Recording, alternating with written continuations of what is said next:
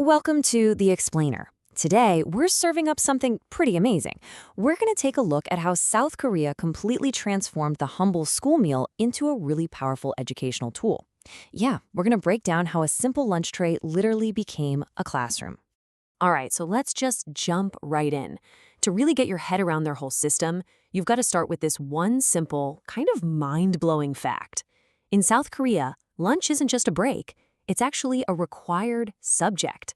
I'm serious. It's not, an optional break from learning. It is a core part of the curriculum with real, actual learning goals. So that immediately begs the question, right? How is that even possible? How does an entire country manage to turn a meal into a mandatory lesson? And maybe even more important, what can the rest of the world learn from this incredible approach? Well, that's what we're here to do. We're going to explore this by breaking the whole model down, piece by piece. So, where do you even start building something like this? Well, it all begins with the core philosophy.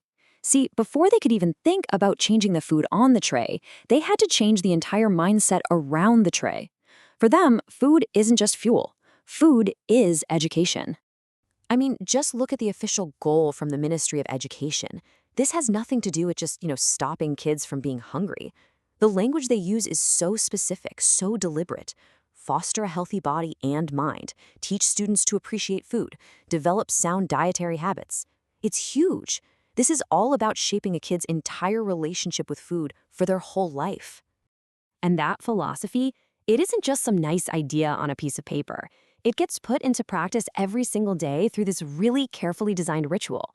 Students aren't just sitting there passively waiting for food. No way. They are active participants. They're checking the menu for nutritional info, they serve their classmates and teachers, they learn proper etiquette while they eat together, and then they all clean up together. It's this amazing hands-on lesson in responsibility and community. You see how it all connects? Every single piece of that ritual is directly tied to a specific educational goal. That lunch tray in front of them isn't just carrying food. It is literally designed to deliver these fundamental life lessons, everything from understanding nutrition to appreciating the people, the farmers who actually grew the food. Okay, so that's the why. Now let's get into the what. What's actually on the plate? Because believe me, this is anything but random.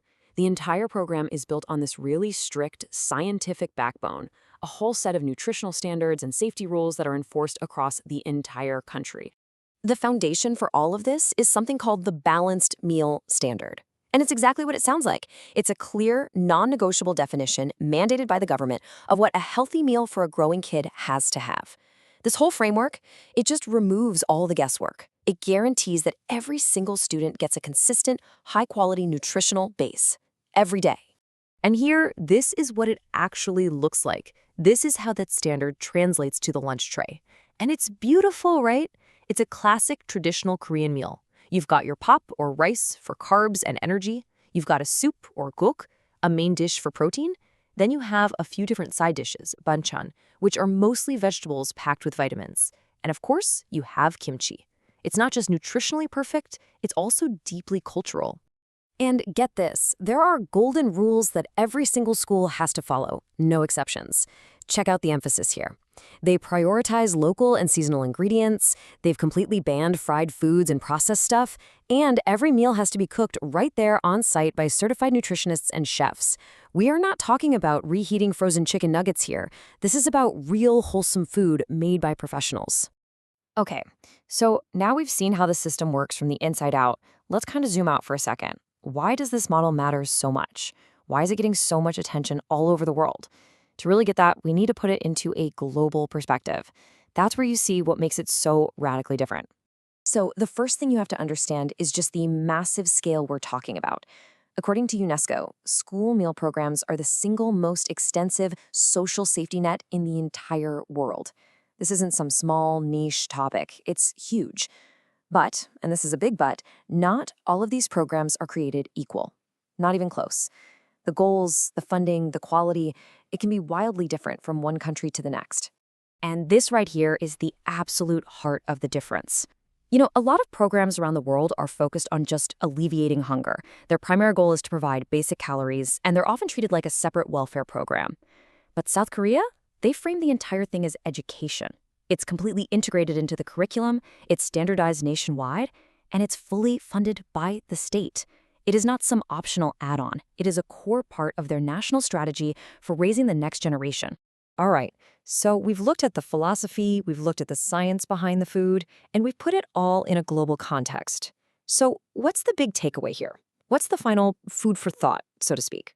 I think the most crucial point, the thing to really take away, is how they've completely reframed the whole idea of a school lunch. It's not seen as an expense that you try to cut down, it's seen as an investment that you want to maximize.